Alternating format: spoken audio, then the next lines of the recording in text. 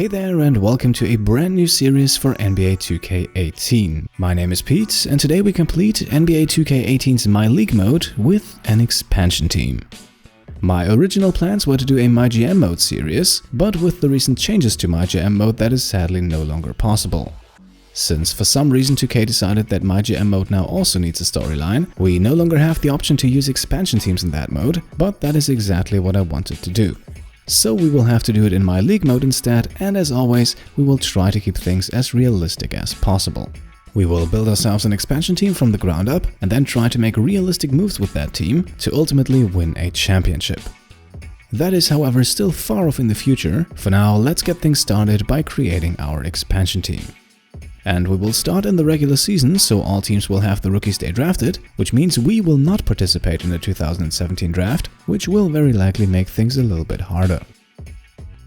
Now, before we get to create our own team, we will first of all add a second expansion team.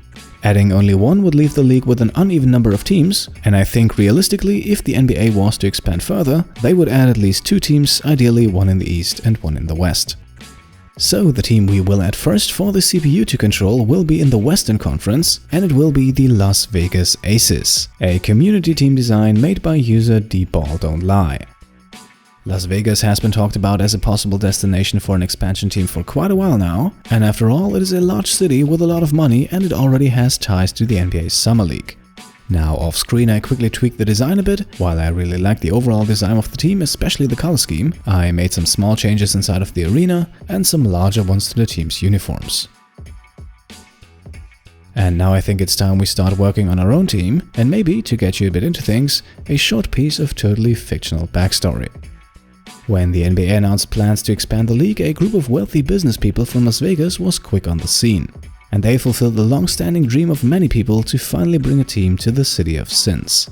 Now, in order to keep parity, the league was desperately looking for a second expansion team.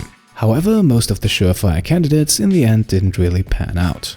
That was until one day an owner, whose name I haven't thought of yet, stepped up and proposed plans for a team in Louisville, Kentucky. People in the basketball-crazed state of Kentucky were ecstatic, and so the project quickly found traction. And that is exactly where we pick things up, putting a team down in downtown Louisville. Name-wise, we will not go with the already established Kentucky Colonels, and instead, for no particular reason really, I have decided to go with the Louisville Legionnaires. That name should embody a hard work ethic, discipline, and a never-say-die attitude. For the team's colors, I have decided on a royal red, a silvery gray, and something a bit more earthly, which are then incorporated nicely into the team's logo. The team's arena, that I have decided to call Riverport Arena, is also featuring that red color very prominently. I have also tried to use the color scheme in the uniforms, and I have to admit that is what I spent by far the most time on. The end result then reminds me a bit of the Cavaliers color-wise, but overall I have to say I like how things turned out. And here we are, our 2 expansion teams are ready, so let's continue. Before we get started with the expansion draft, a quick look at the options for this playthrough. We will play a full 82-game season with 12-minute quarters, and I may or may not hop in from time to time and play a game here and there myself. All rounds of the playoffs will be best of 7 series, and I have turned the automatic league expansion off. I think with 2 new teams just entering the league, another expansion is highly unlikely. But if it's possible to switch that again later and we are looking for a bit more competition down the line, we might turn that back on. Most of the other settings, including the salary cap, remained untouched. One thing I did turn on, however, was trade approval. Not necessarily because I want to mess around with the CPU, but simply because the trade AI seems to have its problems again this year. I have already seen quite a few ludicrous trades, especially when draft picks are involved, and this will give me a method to intervene if things get too crazy. That doesn't mean I will block every bad trade that's about to happen, it's more of a last resort thing if the borderline insane stuff happens. In order to make up for the trades that don't go through, I have increased the trade frequency a bit, and that should hopefully even things out. For gameplay difficulty, I think I'll start at All-Star. From what I've played so far, that is challenging enough for me, but I will very likely also download a custom set of sliders soon to just tweak the experience a bit further. Now, one last thing, I have significantly reduced the draft class quality. If we left that at 50, we would end up with ridiculously overpowered draft classes, where 20-year-old players with ratings in their 90s are not uncommon, and yeah, that kind of defeats the purpose of a realistic playthrough. Right then, time to select our team, and of course we will go with the Louisville Legionnaires. We will turn all of the automation features off, we will take care of everything ourselves, and that includes the expansion draft, which is about to happen right now. Now we can skip the expansion protect players phase, we will see who's available in the draft anyway, and jump right into that draft where we have the first overall pick. Now, since we have 2 teams take part in this expansion draft, the following rules are in place. We will pick in alternating order, switching first and second picks, which leads to both teams always having 2 picks in a row. Additionally, once a player from one of the 30 existing teams is picked, no other player from that team can be chosen regardless of who picked the first one. Now, before we choose our first player, let's also quickly talk about the strategy for this draft. I want to build an expansion team based on youth. That means we will not necessarily pick the best players available, but rather those with the most promising combinations of age and skill. And so, with the very first pick of the expansion draft, we will choose a point guard, Tyler Ulis from the Phoenix Suns. Now Ulis, interestingly right here from Kentucky, will likely be our primary ball handler. At 5'10", he's a bit undersized, but he's an excellent passer already. He is fast as hell, especially with the ball in his hands, and his potential rating of 78 at the age of 21 will likely have him grow a few more years. Now, while passable on defense, Ulis is not necessarily the best defender, and his outside shot could also use a bit of work. He's much more dangerous driving to the rim or shooting from the mid-range. The Aces pick Serge Ibaka and JJ Redick, meaning we can no longer pick anyone from Toronto or Philadelphia, but that also wasn't the plan, because with the second overall pick we will move down low and secure the services of Juan Hernangomez. Hernangomez will likely start at the power forward or maybe the small forward, depending on who we're going up against, and his primary role on the court will be to stretch the floor. Above all, Hernangomez is an elite 3-point shooter, and so he will hopefully wreak havoc from the outside as a stretch 4. He is also somewhat passable in the post, where we might find him occasionally if he has a mismatch against him, and his defense, while not spectacular, is also nothing to worry too much about. We are then immediately up again and can, in a somewhat unconventional move, add a second point guard already, Yogi Ferrell from the Dallas Mavericks. Now, Ferrell is picked this early because Wesley Matthews is an unprotected player, and while we don't desperately need a second point guard right now, waiting until later might result in him no longer being available. Right now, the plan is for Ferrell to come off the bench behind Tyler Ulis, and while he's also a very solid distributor of the ball, Ferrell is also a good outside shooter, so he could bring some much needed scoring to the table. Just like Ulis, Ferrell will be one of the quicker players on the roster, however he lacks a bit defensively. The Aces draft Jeremy Lin and Cody Zeller, striking the Nets and Hornets off the list, but once again not a problem for us, as with pick number 4 we select shooting guard Josh Richardson of the Miami Heat. Richardson will hopefully be a versatile scorer for the team, able to hit shots from outside but also capable of driving to the basket. Richardson also has the Gold Corner Specialist badge, so he should be especially deadly from there. Defensively, Richardson is also above average for his position, and so the plan at the moment is to have him start at the shooting guard. Then, with pick number 5, we select the player who will likely start next to Richardson, Mo Harkless from the Portland Trail Blazers. If we look at his skill set, Harkless is actually very similar to Richardson. Offensively, he is another reliable shooter, but also one that can occasionally beat his man and drive to the basket. And also, just like Richardson, he is a solid perimeter defender, so the two of them will hopefully be able to do some good work.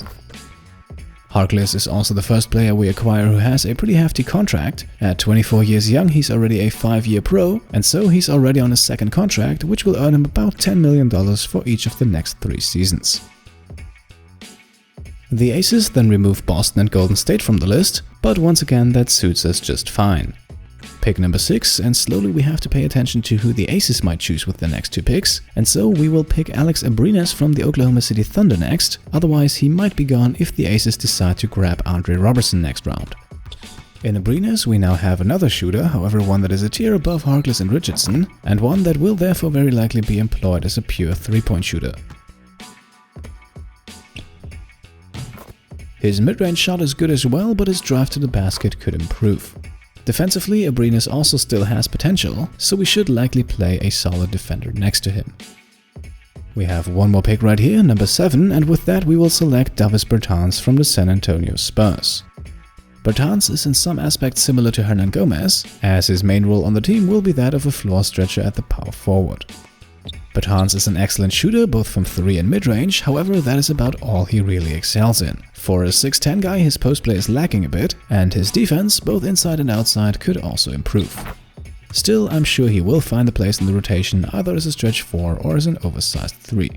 The Aces grabbed Joe Johnson and Thaddeus Young from Utah and Indiana, and that first one hurts a bit because I had my eyes set on Joel Bolomboy from the Jazz. Regardless, we are now up again with picks number 8 and 9, and with both of those we will stay at the power forward and start by selecting post scorer Bryce Johnson from the Los Angeles Clippers. Johnson will be one of the few guys on the team able to hold their own in the post, where the 6'10 power forward will do most of his work.